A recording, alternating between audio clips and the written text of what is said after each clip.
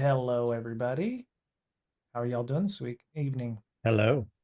Fantastic. Yeah, this Night. weekend. It's night, weekend, evening, wherever you are. It's more night It's for some folks.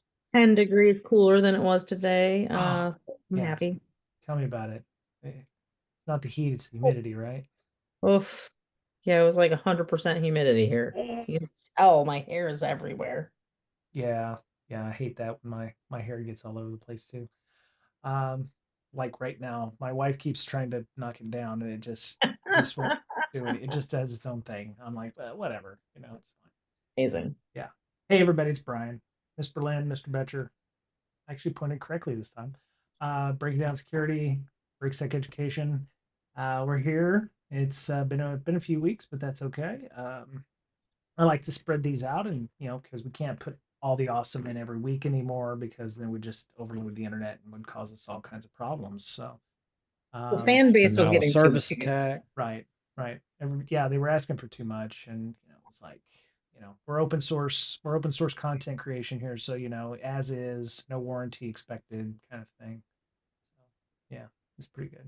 How y'all doing, Mr. Betcher? You came back from vacation, you said. Yeah, a couple of weeks in the desert. That was fun. Nice. Yeah, High desert or like hot desert? both. Oh, Both. We went to Utah. We went oh, to some what are those giant cactuses? saguaro, Saguaro. Yeah, saguaro. Yeah. Saguaro National Park. Very Okay. hot there. So Okay. yeah, Lots of cactuses, though. Yeah. lots of cactuses.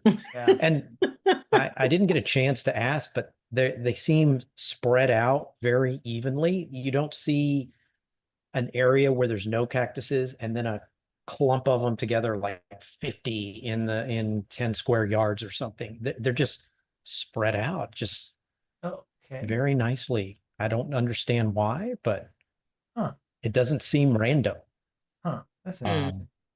Yeah, Um. maybe they just can't grow too close to each other. And Oh it may yeah. be something about a host plant that they grow um, sort of underneath another plant that kind of protects them. Otherwise, they'll get stomped on by animals or Oh. whatever. So maybe that host plant, and they don't suck resources from that plant. It's just for protection until they get bigger.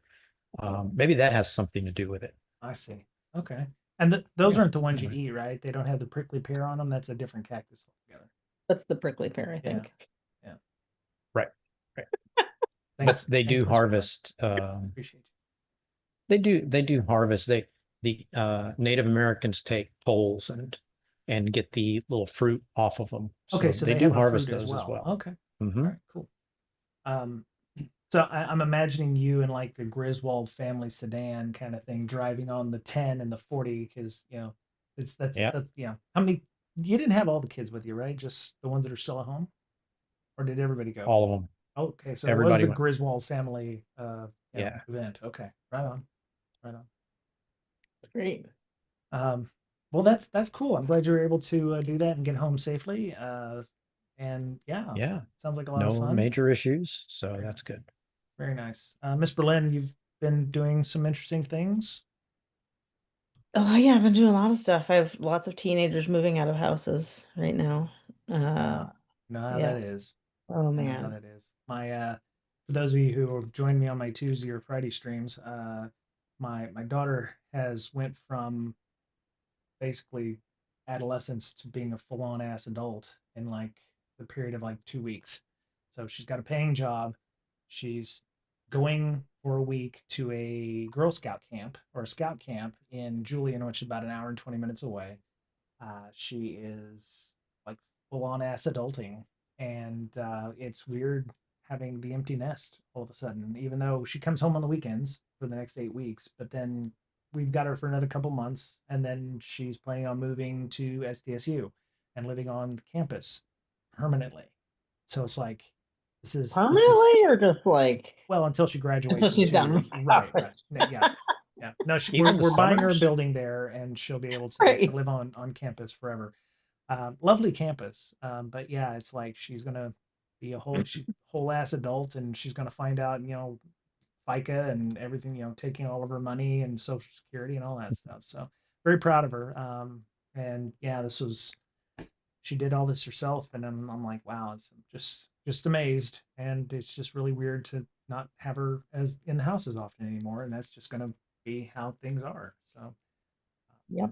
yeah, just weird. You've got a couple more kids to, that And they're not all technically mine. they are technically yours.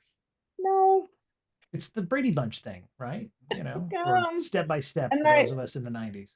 the one that we helped out today isn't either of our children. Oh, I She saw that post. Oh, I just love that. she's an actually, extra one. yeah, that was awesome. I'm glad to hear that that went so well. I'm glad. Yeah. Yeah. I told her about her nest egg today. I did not make it Oh, through that conversation without crying. you did. Okay, because the post Did. I saw said you hadn't told her about that yet. So wow. Okay. Today we did. Because Okay. we went and so TLDR, this girl moved in when she was 19, Right. like 4 months ago with Right. a birth certificate and an outdated ID and a bag of clothes. Wow. And Hmm. went from that to I taught her how to drive, got her a car. She has a job, she has an apartment, visited some colleges. That's awesome. All in the span of like 4 months. That. I, Today was wow. us helping her deep clean this apartment that people had trashed. Oh, So we were both there for 5 hours today. They've been there for like a week trying to clean it up. holy crap. Uh, because all of that goes to like not having a um not down payment, but Security deposit. Deposit. yeah, like security deposit and Right. like Right. a couple months rent. Right. Um, so yeah, that's what we did today. That's awesome. Yeah, I've been following that in the GoFundMe and things that have been going on. So that's you're doing some great work there. That's It's gonna be awesome. very quiet once all of the children are gone, Oh yeah, yeah, right? you'll be Like running we get marathons on the like weekends. yeah, we get like pieces and parts of it. Like today, Right. um, it was just me and Matt here. There was no children. What Like what was it like? You hear that? we went and got tacos just like last second. We're like, you know what? We want tacos. We're just gonna drive and go do it because we don't have to Right. worry about children. Right. It's Yeah, very nice. we can't go here because they don't like this or whatever. It's Right. like we can go get whatever we want. Mhm. Yeah, that's pretty awesome. Um, that's great. I mean, yeah, you're changing lives. So I mean, that's amazing. Um, My youngest son got me a sign that it is at Goodwill or a garage sale or something. It says, "Who are all of these kids and why are they calling me mom?" Yeah. you're like the den mother or something. My mom had the Yeah. same kind of deal where she was the cool mom and people would come over and hang out and could tell her stuff and yeah. So now you make me want to call my mama. So, Yeah. Taken in lots of teens yeah, that's over cool. the I mean, years. yeah, you're changing. Yeah, you're making a huge impact on a life for the rest of their life. So that's amazing. Yeah. Um, yeah. So well, with that, catch up, Yeah. family catch up. I think we're gonna do a little news. Mr. Betcher has been out for 2 weeks, so he's gonna come back to about 8,000 emails tomorrow. So he wants to make sure he's got enough sleep to get through all those emails. You know what I do, Mr. Betcher? I just Control A, delete, and then if it's That gives important me so enough, much anxiety. Oh, if that gives me so much anxiety. if it's important enough, they'll Yeah. reach out to you. Hey, did you get that email? I said, oh man, I had a ton of emails, whatever. Delete. And if it's important enough, they'll reach out to you because you're going to Nope. find out like 7,900 of Yeah. those, or how many ever, 90+% of those is going to be shit that doesn't matter, already happened, already been resolved. You may have one or two in there that'll be like, you need to do that for action, or you need to have that. Best thing to do is just delete, or put them in a folder. And then if somebody says, hey, did you see that email? You'd be like, oh, let me scroll through and then, take a week. I'm a bad person. I Yeah. know. I'll have to figure out if AI can help in that respect. Like just read my emails and Really, what's create a important, couple of tasks, right? There right? you go. Yeah. There you go. Yes. Hey, if you've got an O365 account, you've got Copilot. I'd be surprised if Copilot doesn't have some kind of Outlook integration that says, summarize my email inbox for me. It's like, oh, Bob hit you up 5 times for the same thing. Maybe you should, check that out. So, yeah, Yeah. That'll be pretty nice. yeah. Uh, Um, Yeah, Yeah, that would at be least for great. a while until AI just takes over everything, and then we got nothing. I'm Yeah. literally asking Gemini that right now just because I need to know if it'll do it. What's that? That if it can integrate with your email? I said, what important tasks can I take from the unread emails in my inbox? Hmm. I'm surprised your company doesn't have some kind of process, or like, you're not running some kind of LLM on the inside already that um We are, but it's not integrated with our email. oh, that's good. Okay, that makes sense. Um and they're okay with you using like any AI to just like scan your emails and stuff? My emails don't have anything important in it. Oh, okay. You never know. You never know. Nah. But you're important. You're like senior I'm in product. product. Yeah, it's okay. I'm just a CEO. It's all good, you know. Yeah. No, I mean, yeah, It worked uh, though. I have to tell you, it worked. Like, I don't know. I have not actually read all these emails, but it right. says here's some important tasks from your unreads. Like, That's not bad. right?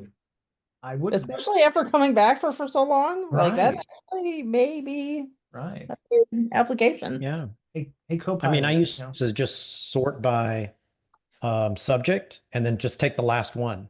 right. Yeah, Do I need to read this last one? Okay, and then right. delete Yeah. the entire thread after, before that. Yeah. Hmm. Yeah. Because the big thing was like email threads, right? So you could set email threads, and I was like, oh, I can follow the entire conversation like a mailing list or something. And then it was Right. like, oh, well, okay, now there's 500 of these things. I'm just going to read the top one and just kind of go back about 5 days, and then I'm good. So I don't have to read the other 490 emails.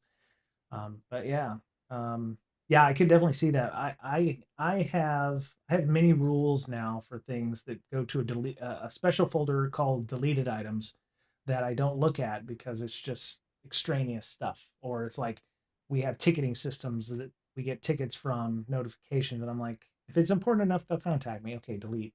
And it's like, once in a while I'll go look over those things, but yeah, it's like I don't have time to look at another 75 emails a day that come in because I've looked at a bunch of tickets and responded to them, or somebody has looked at a ticket, made an edit, and then it's like, oh, this is an update to the ticket. I'm like, damn, you added a period, and I get an email for that shit, that kind of thing. So it, I'm all for using AI to help simplify work or to remove bullshit like that. So yeah. Um, yeah. Anyway, so I know Mr. Betcher's got a little time crunch, so we're gonna go through some of these things. We might not go through all of them. I'm gonna let y'all decide what you want to go through first. We have 6 things tonight, and 3 additionals for just interesting things, including a 25-year-old bug in a sound card. But which one do you want to start with? The Well, 16 bill. so I was going to mention that because somebody told me that a lot of what was being reported on was a false AI generated email or false AI generated content. Hmm. Okay. I couldn't Really? find anything Okay. Well, let me that see. said that, I'm looking at the Forbes article that is linked in there. but it said like Associated Press and Forbes and like a whole bunch of people were reporting on this leak and none of it was true, but I can't find where anyone found that. So Right. I don't know that that's necessarily true. Yeah. So, according to the news that likes to push out these kinds of articles, the biggest password breach to date of 16 billion accounts has come out. And so the article that we linked to originally just said that this was should we be worried? And one of the things that I wanted to bring up here was this is the kind of stuff that your managers will email you because they just happen to get something or they see it in the news and they're like, oh, what are we doing to fix this? Does this affect us? And whatever. And um, this is the kind of where you need to have these news articles that says, hey, this is just more of the same shit. It's like this was 15.5 billion email, this was the largest one to date, and then people added on about 300,000 items or whatever. Or people can generate emails and random values and make it look like a password breach. With it's getting easier every day. So sometimes these things are a big pile of nothing. And so this article from wjbf.com, I think it's a news organization or something. They say instead it appears to be a case in which previously stolen information is packaged into a database and sold. So Right. it's just a So a lot of big repeated. right, right, Yeah. right. And that seems like a lot of work. I mean, you could also do, like I said, and just take at hotmail.com, at gmail.com, at microsoft.com, at Right. every company in the Fortune 500 list, add a bunch of names to it, and then add some 8-character passwords that say like I like my dog or whatever, and then say there it is. I mean, you see that in dumps of from bug bounty programs, or hey, give me $20,000, I found credentials for your company in this list or Right. something like that. Or and it takes an Yep. inordinately large amount of time sometimes, depending on the company, to verify that those things are legit. Or if they're customer emails, then you have to worry about, well, should we contact those email people, if and say, hey, reset your blah password or whatever. There's a non-zero amount of effort there. So um, you really have to be judicious about dealing with these kinds of things in an IR sense. And I would almost call these things not an incident response kind of thing, Mm-mm. because it could be theoretical. It could be bullshit. Ashley Madison stuff could still be in that list, which is a 10-year-old breach. So, Yeah. um, but yeah, More risk. yeah, Uh, yeah, risk related than yeah, IR related. right. Um, yeah, not everything like this is an incident response. And you need to figure out how to handle that isn't an incident response, because it takes away from what could potentially be a real incident. So they say there's no way to compare data between different data sets easily. Many of the records are likely duplicates, making it hard to determine how many people or accounts were exposed. Yes, I mean, after 500 million, are you putting that 16 billion records inside of an Excel database, or database, Excel spreadsheet, and trying to filter dupes is gonna do not It every Excel is a database. I'm just gonna say that Excel is a database. I can do pivot tables on it. I can make queries. I can. I see memes about it all the time. Yep. Yeah, infosec runs on Right. Excel. So So great. but yeah, so they talk about what can you do to protect yourself. It's difficult to determine if your data was included or what sites may have been compromised. General security precautions, yep, and password manager, whatever. Yeah. um I, All the I normal stuff. yeah, I think the reason I put this in here was more from a business point of view. Like when your manager comes in and says, "Oh no, we need to run incident response. They found our email address in here. It's whatever." It's like, is it a customer facing one? Is it an employee facing one? Have we already had? And the problem is, maybe that's an old credential that somebody used. And how will you find that out? I mean, the only thing you can do is tell that person to reset their password. So every time you get a new password dump with that person's credentials in it, they're going to have to reset their passwords. So you're going to have to figure out a way to go, is this legitimate? Is this from the Ashley Madison breach? Is this from one of the other 1,500 breaches that have occurred where passwords were dumped? Because then you're going to have some guy or some person in your company who's going to have to reset their password every time one of these stories drop. So, yeah, thoughts? I expect more vendor calls to say, hey, we found some credentials on the dark web from your company, Or things like Telegram? that. Yeah, something like that. We So found just it in, yeah, be careful of that so you don't yep, fall victim to some of that. And your company ends up paying 50 grand for a tool that, really didn't find anything. right, right. Maybe it does do some things like monitor the dark web, but hey, there's a lot of other security spend that your organization might benefit from more Mm-hmm. that Yeah. Yeah.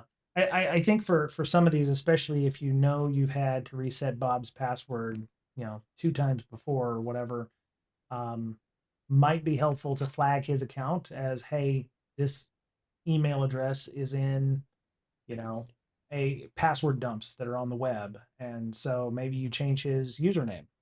Maybe maybe he doesn't have last name dot first initial like everyone else in the company does. Um, so maybe if you start seeing these same problem accounts where it's like, Right. well, Bob's had to change his password 4 times this year because of different password dumps. Maybe it's the same password dump, or maybe you can go to him and go, "Is this your password?" Or oh, I remember this password from the last time. So there's a bit of analysis that can occur that is smart, like oh this was the same value that was in the last dump, so we know it's probably a duplicate, so we're good. I Um, have seen people use like first initial, last initial, 6 random numbers mm, mm, as like a username, and yep, then their email is just that. It's just email. It's not their right, actual credentials. right, I don't see that a lot anymore though, yeah. surprisingly.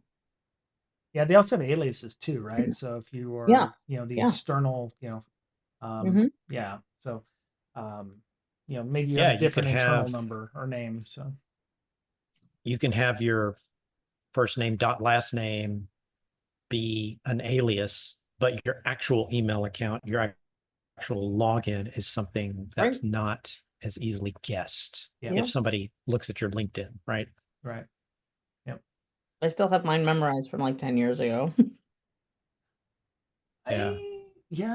I still remember a couple of my first passwords. Obviously before I got all paranoid and everything, but it was like I think one of them was Green Gator, and it was 10 characters, right? So Nice. that was on my ICQ account, which no I'm longer gonna I go think hack your exists. ICQ account now. Yeah, please feel free to hack the Russian-based ICQ.ru. 324-750-16. If you want to use it, that's my ICQ Nice. account. Yeah, 324-750-16. Um, that was actually I actually met some 5 character or 5 digit ICQ people, but I don't even know if it exists anymore. I think it got shut down. Yeah. Yeah, I was trying to see if there was anything in the Forbes article that was linked in our article about that as well. They're saying, yeah, remarkably, I'm told none of these data sets have been reported as leaked previously. This is all new data. Well, almost none. 184 million password database I mentioned at the start of the article is the only exception. So there is some suggestion in the Forbes article this is all new stuff. Now, where did they get 15 and 15.9 billion new email addresses and account passwords? I Right. don't. I mean, there's going to be some companies going to be filing that in their 10K if they have, or several companies that are going to be filing that in their 10K that they got breached and their passwords have been, lifted, which is going to ask questions about password storage if they've lifted passwords and hashes, or they're using MD5 for their hashes. So I'm not saying it's not possible. It's just that's 15.1, 15.9 billion new credentials out there that got leaked. And that means every person on the face of the earth times two, which okay, maybe I have 5 email accounts, but I don't see that being a thing. So yeah, I mean, yeah. Um, yeah, everything in the original went through him It says personally. the leak is likely the result of a combination of legacy InfoStealer credentials, data from older database leaks, and fabricated entries. Fabricated entry. That's right. For instance, the leaked information could include actual lines with slight variations in passwords or logins that can be used for brute force attacks. Right. So I don't think they're all legitimate. Right. Yeah, that makes sense. Yeah, some of this could be fabricated. Some of this could be like, Bob at Bob.com and then Bob's last 15 passwords. So, there's 15 entries for Bob at Bob.com. Sorry, Bob. I use you for my spam. And then you have 15 previous, email or passwords or something like that. So, stand by to stand by. If it's as big as they think it is and it's legit as people think it is, then there'll be more to come, I think, on that. But, um, you know, I'm not going to repeat, they suggest password managers, they suggest tough passwords, whatever. I mean, it's all the same shit you see in any kind of article about this, about how to protect yourself online. Use 2FA where possible, etc., etc. Um, you know, it's important to do those things. make sure that you're doing that. But you know, oh, and according to Forbes, don't share your passwords. What? Especially for Netflix. That's brilliant. We've solved all of our problems. Just don't share your passwords. Oh yeah, you stay at an Airbnb and you can choose between 5 different Netflix accounts. Just It's my favorite. open them up. Yeah. I stayed at the Hilton in New York City, and the TV's got typical cable stuff, but then it was like, oh, you can log into your YouTube and log into your Netflix, and I know that they probably reset everything when you leave, but I'm like, They don't always. No. yeah, no, I'm good. They don't I'll, always. yeah, I've gone in and changed. I have a picture somewhere. They had like 7 6 7 accounts or whatever, and I changed all their names in the profiles to log out from your Netflix when you visit a hotel or whatever. Yeah. Yeah. wow. You should It's have like created Wonder like changed what them would be a all. good avatar to replace their avatar with. Goatsy. No, maybe. Like I don't think you can do custom ones. And that's not included last I checked. oh yeah, that's true. That's You, true. you could always create another account on their Netflix called, my boyfriend or my girlfriend's. Yeah. Right. There you go. Honey, who's your boyfriend? Yeah, yeah, exactly. Um, but yeah, that's funny. Anyway, there's more to come. If anybody's interested, I will let me post up the article here in our chat just so everybody has it. Um, okay, so that wasn't good. I shouldn't have done that. Oh no. Yeah, that's okay. I, You post Goatsy in the chat instead of the link. yeah, yeah, goats.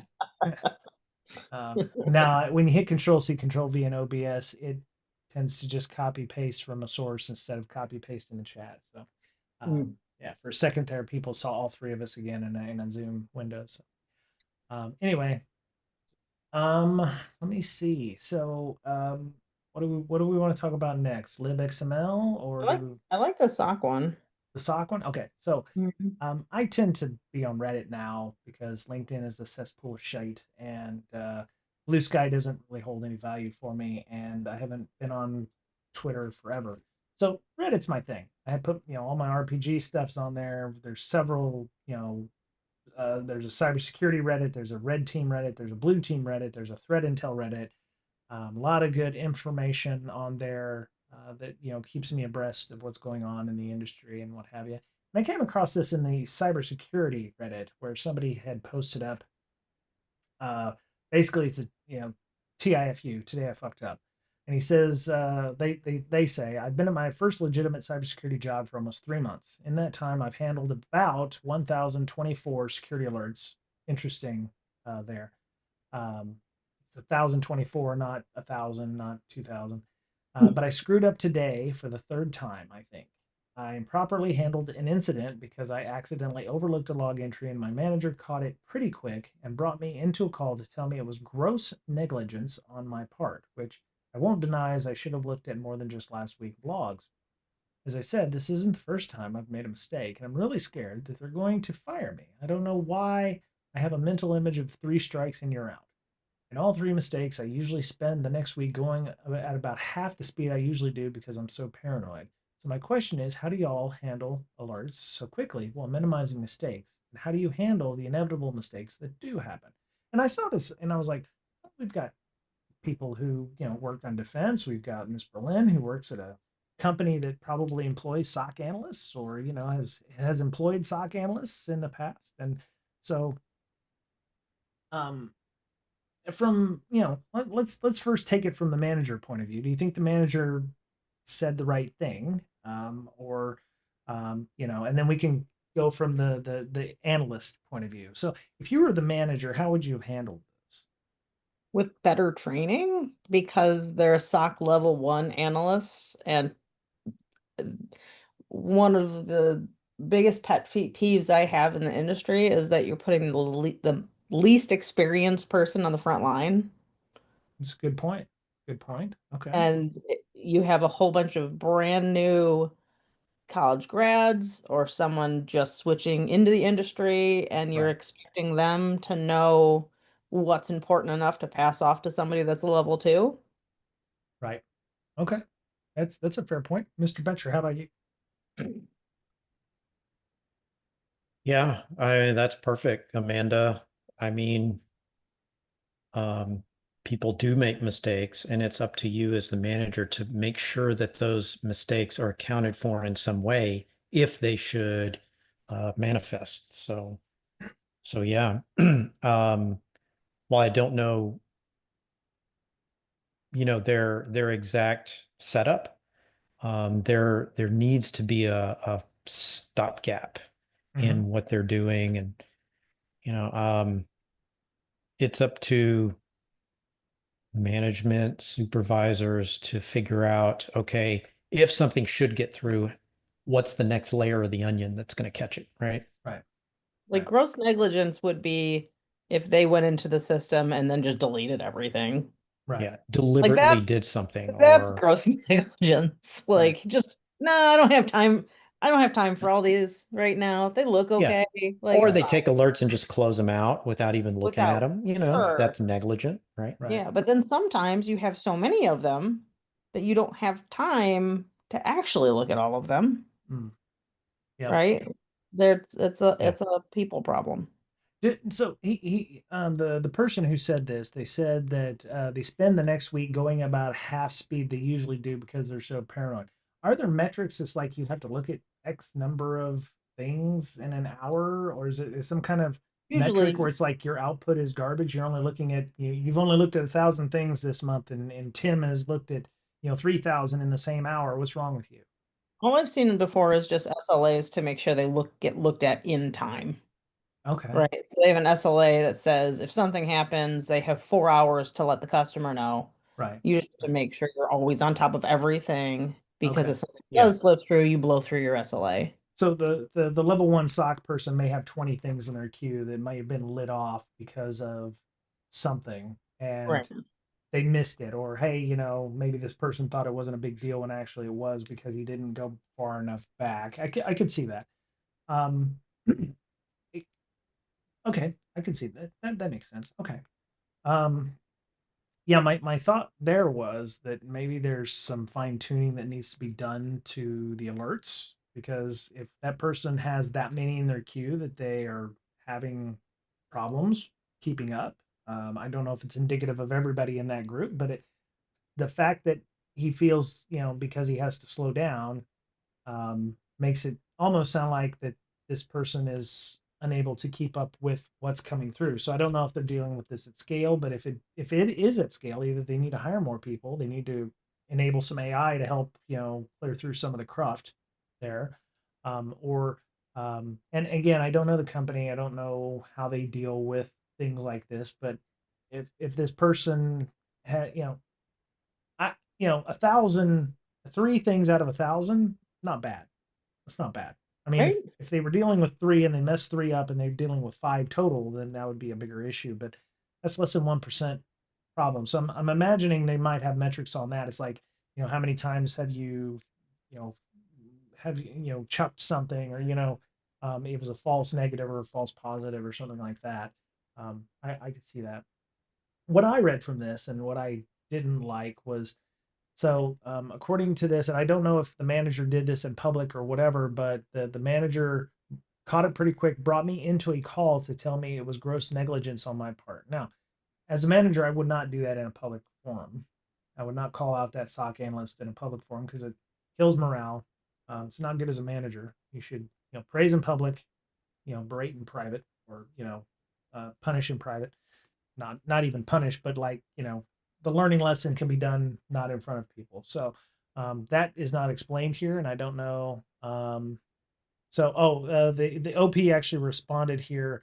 I wouldn't say he's a shithead, to be honest. He's very neurotic and expects everything to be done as quickly and correctly as possible. I do fully admit if I had taken the time to go through the logs deeper, I wouldn't have found my mistake, which is why I can't really fault him for what he said. I know he doesn't mean it as a personal attack. That's just his personality. That sounds not like a good manager anyway. Um, Mm. Being neurotic is one thing, but there are ways you deliver that discussion to people. Um, And you can't use being neurotic as an excuse to be a shitty manager. yeah, exactly, You can exactly. You can be neurotic and still learn those skills. Yeah, and I think when you read some of the responses here, I think you'll find as you progress in your career, there are good managers that are bad. What you consider as good versus bad will shift over time. I put up with things early, thinking they were good, only to realize I didn't know there were better later when I had much better bosses. So That um, is true. yeah. Big So time. um, I just found this interesting because sometimes you see stories like this all the time. And you're like, oh yeah, that's the way to go with that or whatever. Um, Yeah, so the top post looks like you're an L1, you're expected to make mistakes, occasionally miss things and not know how to do things. To Miss Berlin's point here, that's why they have L2s, L3s, and managers to catch those mistakes. Well, I disagree. It was gross negligence. The three incidents may be concerning depending on the circumstances. Just work to not miss those and keep going from there. Yeah, this is all a learning experience for an L1, right? And hopefully the L1 has L2s or even L3s backing them up in that case. If the L1 is the single line between, the abyss and safety, then that's not a good way of doing things anyway. So um, but yeah, I just saw this and I was like, oh, that would be something interesting to talk about from a management and from a detection point of view. Uh, there we go. And that job could be a lot about your knowledge that you gain with experience because you could use your intuition that was, that you gained all this knowledge and say, I might want to look at this deeper, but this thing I don't need to. Right, So you make right, better decisions going forward. yeah, And, that's when you excel to level two, right? And yep, so, exactly. yeah, Yeah, all of these three things that were gross negligence or whatever, you're gonna remember those, and you're gonna learn from those. So yeah.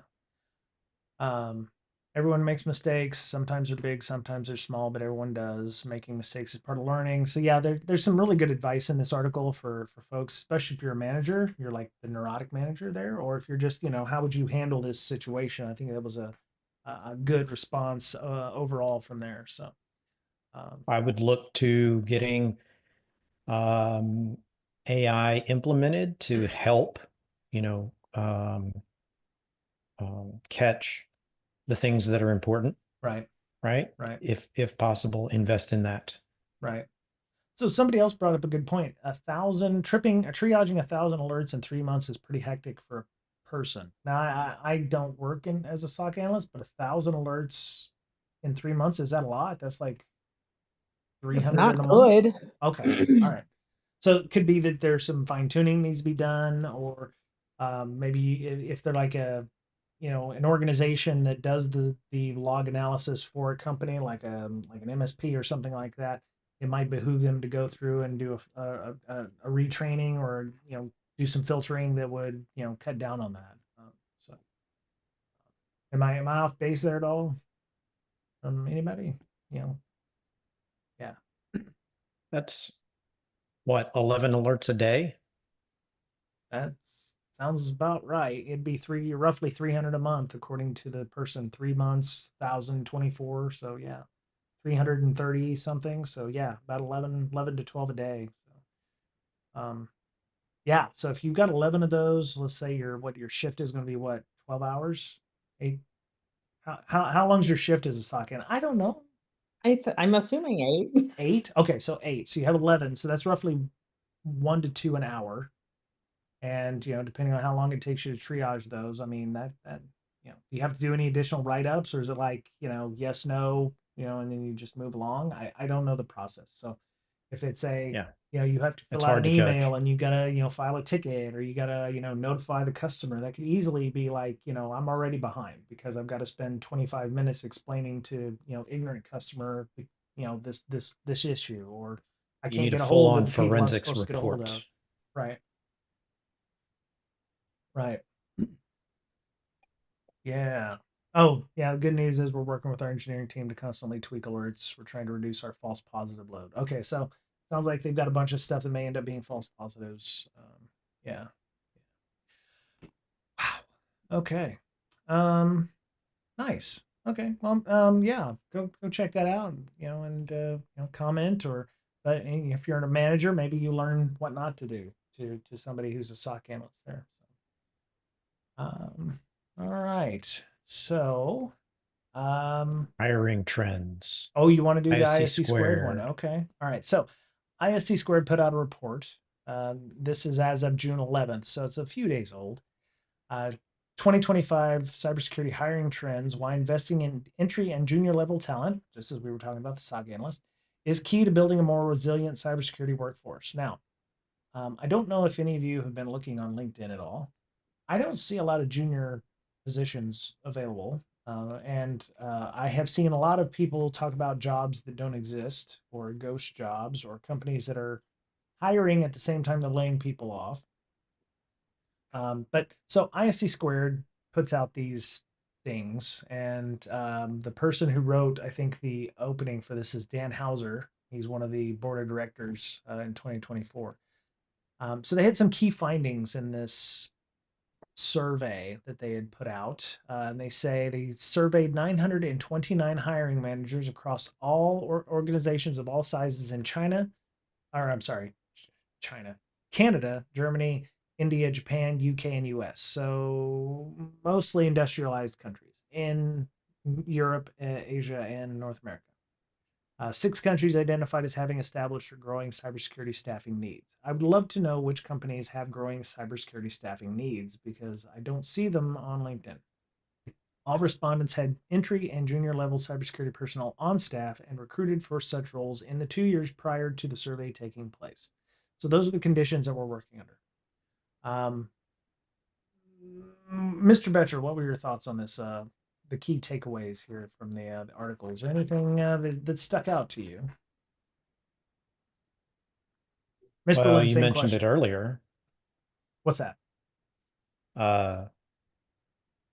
that there is no mention of AI That is correct. in this article. That was one thing that was really glaringly odd to me. They say security managers when it comes to entry and junior level professionals, security managers prioritize hands-on experience and certifications over relevant education, which I'm trying to understand certifications and relevant education. They say, in fact, most would consider candidates with only previous IT work experience 90% of the time, or those who hold entry-level cybersecurity certifications 89 over with only a education in IT, cybersecurity, or computer science. So they're saying that IT work experience or entry-level cybersecurity certifications like CEH or whatever the SOC analyst equivalent is more important than a degree in IT, cybersecurity, or computer science, which, okay, I guess. Um, Internships, 55%, and apprenticeships are considered powerful tools for identifying and recruiting early career cybersecurity talent. Where the hell are the apprenticeships and internships at? Apprenticeships? What do those exist? I've never seen anything like that. Some internships, not usually with larger companies. Yeah, yeah, I think we have one at my organization right now. Well, I don't feel so bad then. Yeah. Yeah. Sectors such as education, healthcare, government, IT services, and telecoms are turning to internships just as often or even more. Shift is pronounced in India, the UK, and US. Meanwhile, hiring managers in energy and utility are relying on apprenticeships. Okay, so what is that relationship like? An apprenticeship. It's already a junior role. So what is it the contract to hire kind of thing? Like they're going to bring you in, they're going to train you? Because when I think apprenticeship, it's like I'm going to take some dog walker off the street and teach him how to be a SOC analyst. I don't understand the apprenticeship thing. And to be fair, I have not looked in here to see if they define what an apprenticeship is. I mean, back a long time ago when I worked at an ISP, they did something similar with what were they called? They're basically the people that set up and installed all of the wireless point-to-point equipment. Right. They were just like linemen. And they're like, well, cables are cables. Right. We'll just have you set up the routers. and switches and everything. That's the Right. closest I could think of. I guess maybe cybersecurity is just the next step of that. Okay. Yeah, yeah, maybe. Okay, so they did okay, so they explained what an apprenticeship is after they've already mentioned it several times in the article above, which is annoying as shit to me. You're gonna have definitions. If you're gonna Yeah. talk about something, you need to put that at the top. Just like you do acronyms. The first time you mention an acronym, it needs to be explained. Good job, ISC squared.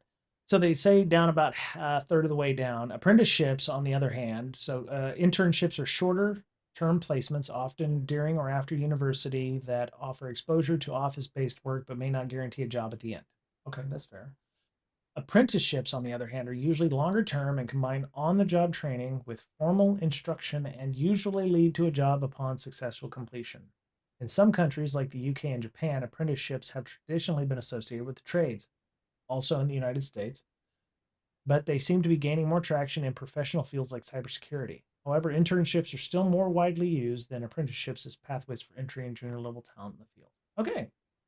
So it almost sounds like a contract to hire kind of thing where it's like you work for 3 months. Hey, you're working out. Let's go ahead and hire you on permanently, through like contracting firms or what have you. Um, okay, cool. So yeah. Um, but yeah, I Not really saw. a US centric thing though. Maybe they are getting it from other countries that do it more. Right. Yeah. They said the UK and Japan do that more there because maybe they treat it's been traditionally associated with the trades, electricians, plumbers, welders, etc., union jobs. You know, I would love. I think we've talked about this before. Cybersecurity could be very much like a trade as well. We just we give it too lofty a goal, I think, in some cases. But yeah, the key findings for this, I don't see anything about them talking about AI at all in terms of how they hire, what they're hiring for. They say indicators point to cybersecurity hiring managers valuing non-technical skills as much as, or in some cases more than technical skills. I don't see that ever in any job description ever. I the the I don't know where they're getting this from at ISC squared, and I don't know how this is actually going to change anything. But I was reading through this, I was like, yeah, a lot of this stuff just doesn't make any sense.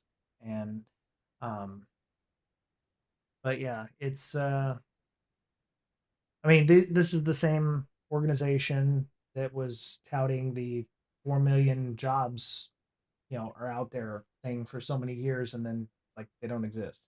Um, and I think the one part in the article I thought was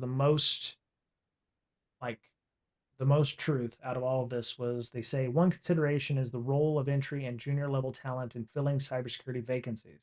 As seen as in ISC Square's previous hiring manager and cybersecurity professional research, which was another survey, another report that was done, respondents indicated that many security managers and perhaps organizations are still setting unrealistic expectations and using unachievable job descriptions for early career cybersecurity professionals. This is occurring even though many of the most pressing skill gaps can be filled by this group with the right training support and realistic role parameters. I love the idea of the apprentice if they can do that because it would, right training, support, and realistic role parameters. Huh. Problem is, what are you going to teach them? And who's going to teach it to them? Prompt engineering. Yeah, I read that. I read an article about that. That was like the fastest job that ever came and went. It was like when AI was all hotness, it was $200,000 for a prompt engineer. Nobody can be a prompt engineer now Why not? because everybody knows how to do prompt. It's not that hard. It's Google dorking. I know how to Google dork, but I know how to make the AI tell me what I want it to do, or I can make it hallucinate or whatever. Sure, some people are better at it than others, but Right, come right, on. right. And my thing is, it's like we already have problems with companies not having good training to begin with, or a lack of training. If you implement an apprentice thing, which I'd be entirely okay with, because I think it would be a good way to get people in, because everybody went to a SOC analyst class and tried to get their SOC analyst certifications, and then AI came in and blew away your SOC 1 analysts, and for the most part, because AI can do a good majority of that stuff now. Um, if you want them to work at your company and you want to build what amounts to loyalty, you have to have that training. You have to have support. You have to have realistic role parameters. And I just don't know if companies have the time and effort to want to do that. And it's sad. It's unfortunate. I've written job descriptions and told people, I'm like, look, you can't have must have CISSP at the top of the, suggested items or, whatever. It's like, because I am of the opinion, and that I think it's blame it on my ADD, but if I don't check all the boxes on that job description, I'm not going to apply. And I don't know, and I don't know how long it's been since y'all were looking for jobs, but it's like if I go through and I go, oh, that's why I got a degree. That's why I got additional certs because it was like, well, job descriptions say I need that stuff. So, I can't realistically apply for this job because I won't get accepted. Now I don't get accepted anyway. So, just one of those things. Um, thoughts? I rambled a little bit there, but you know, what do you think about Blumera hooking up an apprenticeship program? What would that look like if you were to set up an apprenticeship program, Miss You Berlin? can't even regular people. I don't think any company out there can go, I can take somebody right off the street and make them a SOC analyst. I don't think they can do that. Well, and the problem is like because we don't have like full blown SOC analysts, right? We Sure. have yeah. Yeah, yeah. I can take anybody off the street and turn them into a threat intelligence engineer or something like that. Right. Right. Like it's hard enough to find those roles anyway because you have to yeah, it's like the whole people argue that being a SOC analyst is like an entry level position Right. when it's Right. not. Like you have to know so much. That's Right. like going back to like the guy that started talking in this Reddit thread, like that's the first cybersecurity job, maybe first tech job. Right. I've seen people go into those roles and not know like how Active Directory auth works or like the Right. difference between an internal and an external IP address or how DNS works. Like there's a lot of things that no, you can't just know that fast. There's so much. There's so much basis stuff. Right. Right. Yeah. It's hard to have an apprenticeship training, I think. Is it's hard to implement that, and is it cost effective, right? Or is it just, enough that, and maybe that's, I don't want to say that's why people are implementing AI, because it's probably cheaper, faster. It may not be better, but it is cheaper and faster maybe, because I can just drop in an AI module or something. I can buy an AI from somebody and it will, you know, they're guaranteeing 20%, reduction of work or something like that. And it's like, well, okay, now we don't have to hire 3 analysts because now Yeah. our AI is doing it for us. Um, Ideally, I'd like it to say, well, we've reduced the amount of busy work, the 1,024 alerts, by 25%. So that makes that SOC analyst 20% more effective at doing other things like looking at more in-depth issues or systemic problems or maybe some esoteric shit that maybe he didn't have time to, or they didn't have time to look through because of SLA performance issues. Um, Using AI as a force multiplier in that respect does make some sense. But yeah, I'm interested in understanding how Europe, UK, and Japan does apprenticeships, because I think it would be great here, especially for folks maybe just fresh out of college and looking for a job. It's like, okay, either you're going to go through a contracting firm, or you're going to go do, you're going to have to find a job because you've got student loans now you have to pay, right? So, um, yeah, it's just, I'm really glad that I'm not 25 years old trying to find a job in cybersecurity. I mean, I'm not saying I'm Yeah. coasting to the end here, but at some point they're gonna, take me out behind the woodpile and just shoot me, and I'll be done. So, but yeah, I'm glad I'm not 25 trying to find a job in this industry or this field. I'm not even sure I'd be in security at this point if that was a thing. So, Yeah, it'd be hard to break in, very hard. Right. Well, I would definitely have taken a programming course and gone to college and, not University of Yeah. Phoenix, and, tried to get a real degree, maybe get some programming language under my belt. I actually think that's probably one thing you're going to have if you're going to deal with any kind of security. You're going to have to know some scripting languages. You're going to have to know it, whether it be PowerShell or Python or uh, whatever. You need to be able to do things to automate them because your job is going to require you to understand that stuff. That's what I was telling some people the other day. I was like, got to have some programming knowledge. I mean, when I got in, I was doing vulnerability management, but even now, it's like you got to write scripts. You got to write stuff to help you with your work. So, go look at the report. If you agree with it, I'd love to hear your feedback on our YouTube channel, or hit us up on our Slack or Discord. We are we would love to hear from you if you are wanting to review that.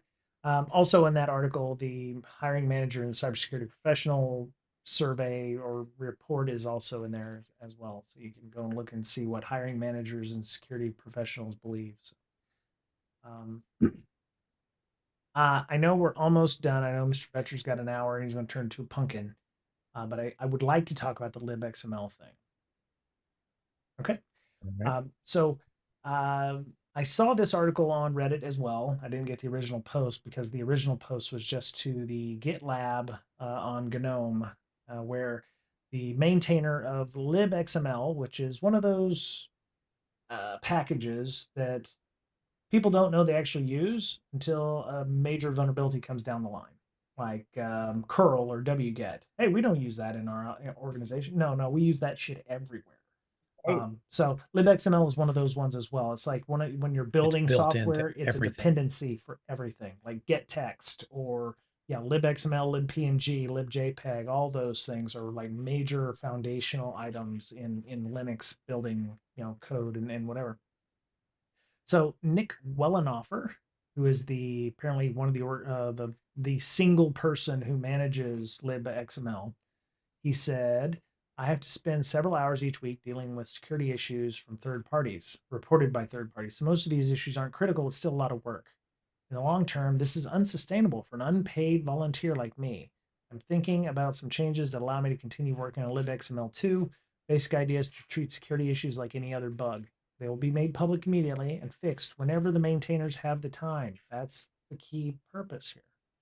There will be no deadlines. This policy will probably make some downstream users nervous, i.e., big companies that have this shit all over their environment, but it will encourage them to maybe contribute a little more.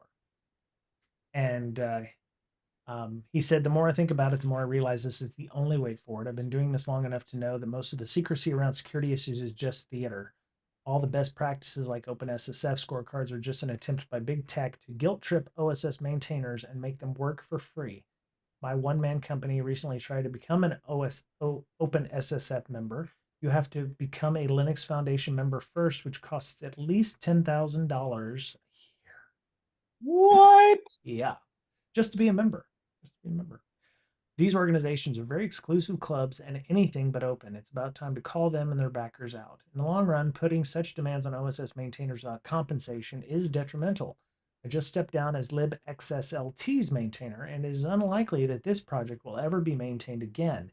It's even more likely with Google Project Zero, the best white hat security researchers money can buy, breathing down the necks of volunteers. So the guy who just quit libxslt, which is used in a lot of organizations who deal with XML, rendering of formatted data in that file, just stepped down from maintaining that. So there's no maintainer for libxslt.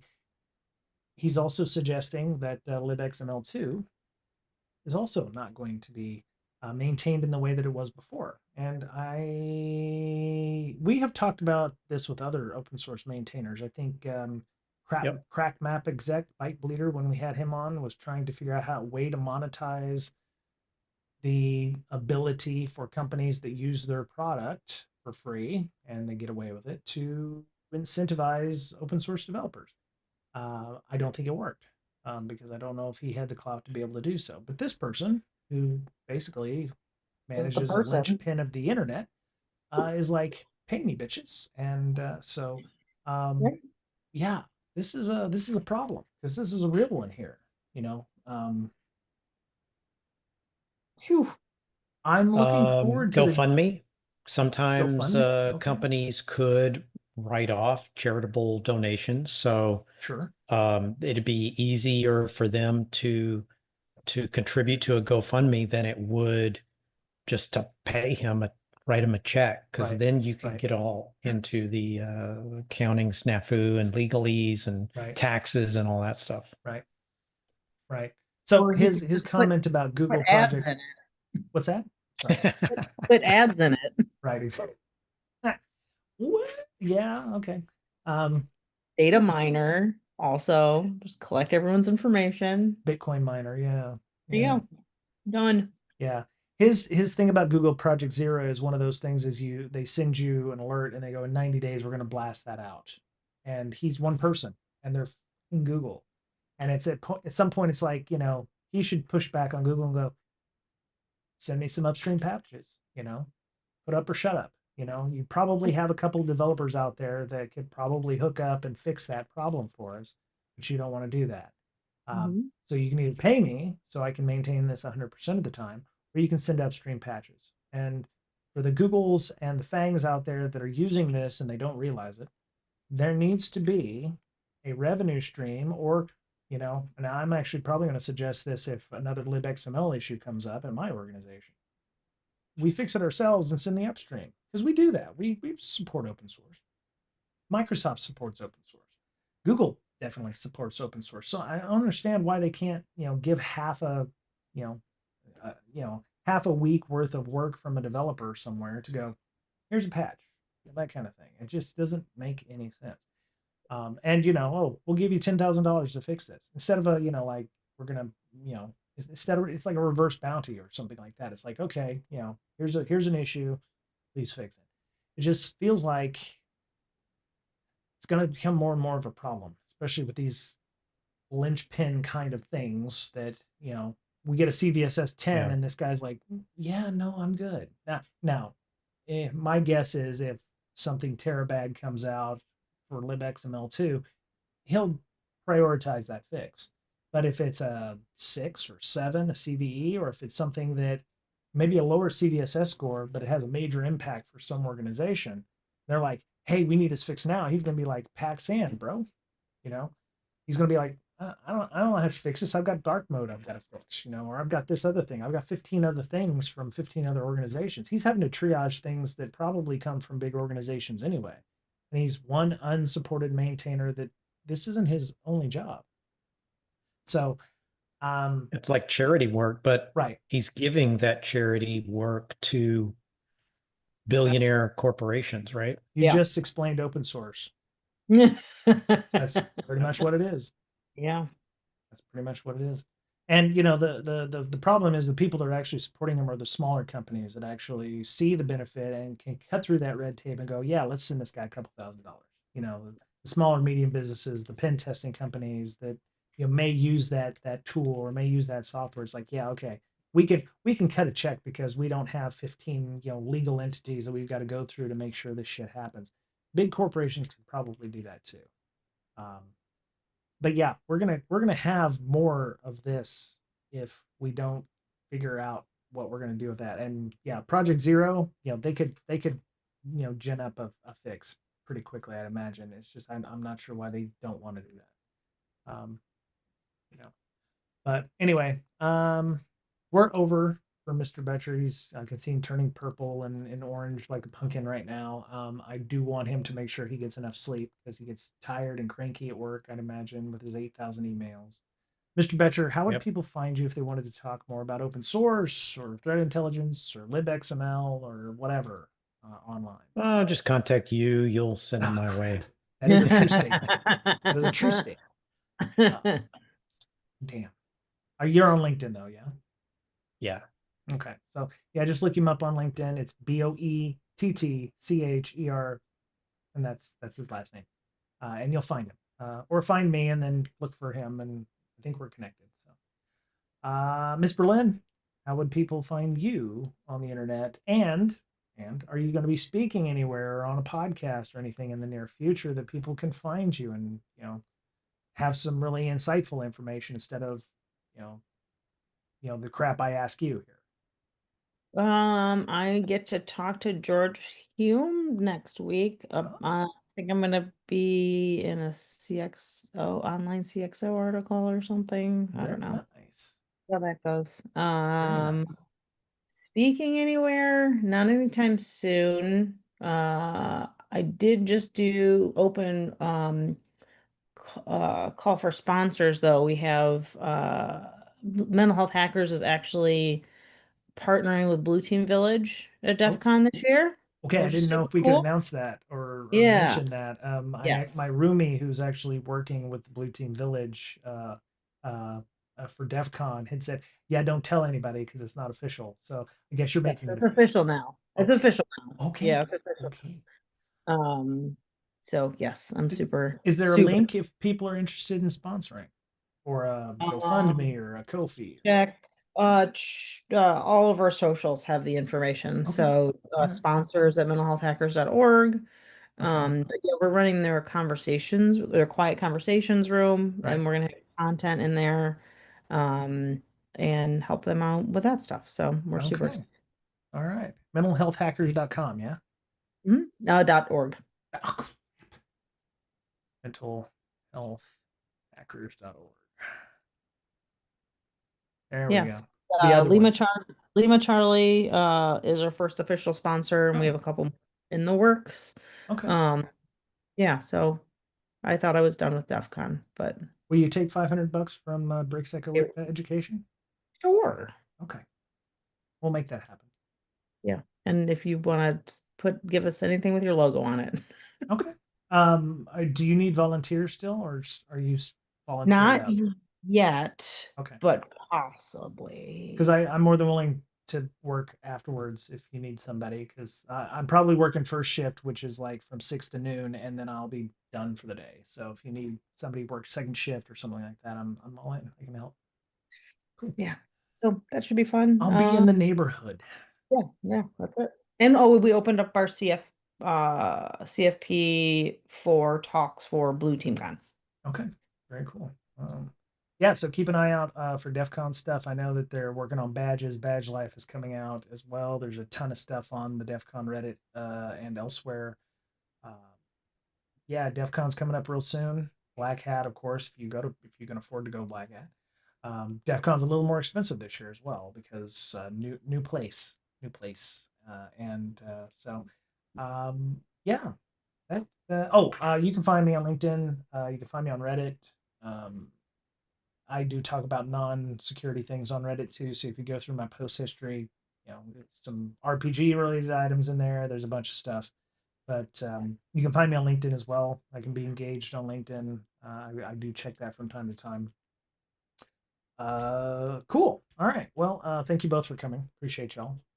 Thanks to all of our listeners and watchers. And I'll be back on Tuesday. I finally finished object-oriented programming for Python on boot.dev. Thank God. Now I'm building asteroids in Python. Very, very interesting, very cool. Learning how to use Pygame to make games and stuff with. So it never ends, the learning. Yeah. Anyway, that was it for Breaking Down Security this week.